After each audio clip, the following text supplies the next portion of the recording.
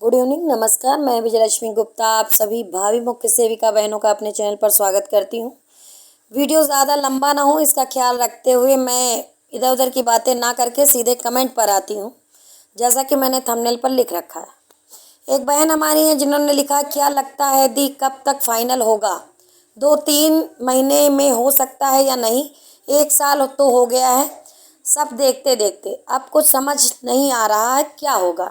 देखिए बहन, आपको मैं इतना बताना चाहूँगी कि कोर्ट कचहरी का मामला है, कोई भी इसकी भविष्यवाणी नहीं कर सकता है, ज्योतिष भी नहीं। ज्योतिष भी यहाँ पर फेल है। माननीय जज महोदय को ही करना है जो भी करना है, ठीक है। एक और बहन है जो कह रही हैं अब तो उम्मीद ही नहीं रही। हाँ बिल्कुल, अब ये बताओ कि अगर उम्मीद ना होती तो आप यहाँ क्यों हैं कमेंट बॉक्स में? जब भी आप कोई वीडियो देखती हैं उसके कमेंट बॉक्स में जाती हैं तो आप उम्मीद के पर्पज़ से ही जाती हैं। आपको मैं बता दूं, जब विश्वास ख़त्म हो जाता है, जब प्रेम समाप्त हो जाता है, तब उम्मीद, आशा, होप ऐसी एक भाव है, ऐसा एक भाव है जो इन दोनों को वापस लाने का काम करता है। तो उम्मीद कभी ख़त्म नहीं होती है, उम्मीद हमेशा रहती है, इसलिए उम्मीद बनाए रखें, बिल्कुल भी परेशान ना हो।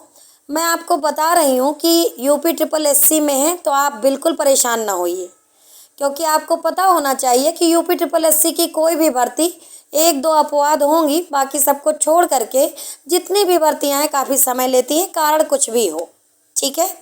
2015 वन रक्षक आप देख रहे हैं, वीडियो वाला आप देख रहे हैं, अब क्या ही बताएं। लेखपाल वाली भर्ती में कुछ ऐसे पेच थे जिसके वजह से सरकार ने भी उस पर ध्यान दिया और उसको करवा लिया। हालांकि अभ्यर्थियों ने भी जी तोड़ मेहनत उसमें की, चूँकि उनका चयन लिस्ट आ गया था, इसलिए उन्होंने बहुत ही ज़्यादा एकजुटता से कार्य किया, क्योंकि उनको पता था कि मेरा सिलेक्शन हो चुका है और आप में तो अभी तक रिजल्ट ही नहीं आया है, ठीक है। दूसरी बहन है जिनका कहना है आज तक डेट ही तो मिल रही है और 1 साल से हो क्या रहा है। इनको मैं बताना चाहूँगी कि कम से कम डेट तो मिल रही है। हाई कोर्ट के अंदर कुछ मामले ऐसे हैं जो 6-6 महीने डेट ही नहीं लगती, और ये जो डेट मिल रही है ये हमारे आपके बीच के जो संघर्षरत लोग हैं उन्हीं के माध्यम से मिल रही है, ठीक है। इसलिए परेशान मत होइए। अब सब लोग 62 की एज तक कोर्ट कचहरी का मामला है, इंतज़ार करो। ये कौन इनको नज़र नहीं आता है कि सब खेला हो रहा है? बिल्कुल मुझे नज़र नहीं आता है, लेकिन अगर आपको नज़र आ रहा है तो बिल्कुल आप अपने स्तर से जो भी प्रयास कर सकती हैं करिए, आपको कोई रोका नहीं है। खेला हो रहा है और अगर आपको ये बात पता है तो इसको लेकर के कानून है, व्यवस्था है। अगर आपके पास कोई प्रूफ है तो बिल्कुल जाके आप FIR लिखवा दीजिए, कोई रोका नहीं है आपको, कोर्ट भी आपके लिए खुला है, ठीक है। अगली जो है एक मैम है हमारी जो अपना सजेशन दे रही हैं कि मैडम आयोग जब तक नहीं चाहेगा स्टे नहीं हटेगा।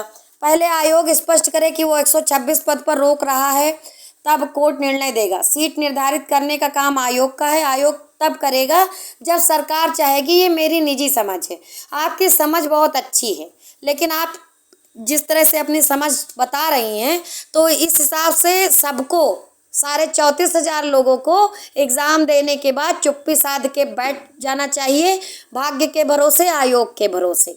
शायद यही आपके मैसेज का मतलब है। और अगर आपकी समझ इतनी अच्छी है तो फिर मुझे लगता है कि आपको भी कोई वीडियो नहीं देखना चाहिए और बिल्कुल भी इस भर्ती के बारे में नहीं सोचना चाहिए। लेकिन आप तो सोच रही हैं तभी तो कमेंट बॉक्स में आई हैं और अपनी समझ बता रही हैं। सबको पता है, सभी लोग जानते हैं।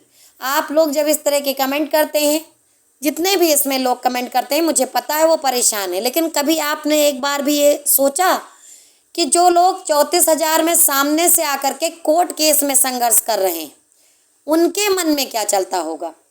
आप सभी लोग अपनी पीड़ा विभिन्न प्रकार के चैनलों में बताते हैं, विभिन्न प्रकार की सलाह उन लोगों को देते हैं जो संघर्षरत हैं।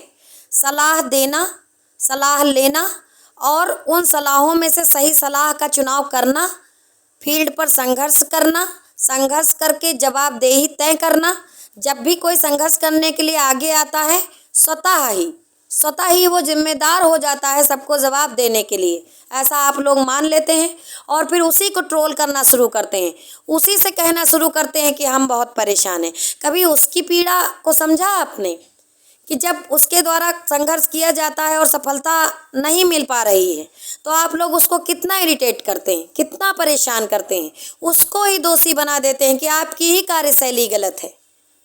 अगर वो लोग साहसी हैं और निकल के सामने आए हैं, संघर्ष कर रहे हैं, तो आप लोग उनका मनोबल तोड़ने का कार्य करते हैं। और कुछ लोग तो कमेंट बॉक्स में ये कहते हैं कि फलाना चैनल वाला सही कह रहा है, मैं उसके समर्थन में हूँ। तो वो कह रहा है, कर नहीं रहा है। आप समझिए, कोई भी चैनल वाला आ करके कुछ भी कहता है, कुछ भी सलाह देता है, ठीक है।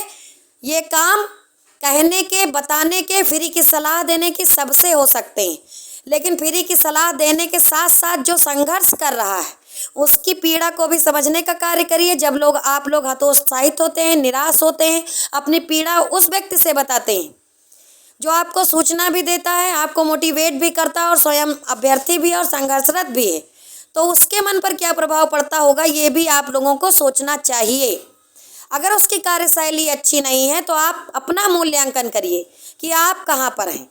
आप तो ये भी नहीं कर पाते, इतने लोगों को साथ में लेके चलना, उनको जवाब देना, और उनको हम जवाब दें या ना दें, वो लोग इतना परेशान करेंगे कि आपको बोलना पड़ेगा। क्या आप इसमें का कोई एक भी कार्य कर सकती हैं? नहीं ना। तो बिल्कुल आपको धैर्य और साहस बनाए रखने की ज़रूरत है, विश्वास बनाए रखने की ज़रूरत है, और सबसे ज़्यादा उम्मीद बनाए रखने की ज़रूरत है। जब आपके पास उम्मीद होगी तो बाकी की चीज़ें खुद आ जाएंगी। कुछ लोग कहते हैं कि सरकार अच्छी नहीं है, संविधान अच्छा नहीं है, बहुत सारी चीज़ें कहते हैं वो लोग, लेकिन अगर उनसे कह दिया जाए कि आप क्या कर सकते हैं तो वो चुप हो जाएंगे, चुप्पी साध लेंगे। दूसरे से जवाब मांगना, दूसरे को परेशान करना, दूसरे को जिम्मेदार ठहराना आसान है। स्वयं से प्रयास करना, स्वयं से जवाबदेही तय करना आप लोग नहीं कर पाएंगे, तभी कुछ ही लोग संघर्षरत हैं, ठीक है। इसीलिए फ्री की जो सलाह आप लोग देते हैं उनका स्वागत है, लेकिन सलाह ऐसी ना दिया करें कि जो संघर्षरत हैं उनको चोट पहुँचे, उनका मनोबल टूटे। जल्दी मिलेंगे अगले वीडियो में, तब तक के लिए धन्यवाद।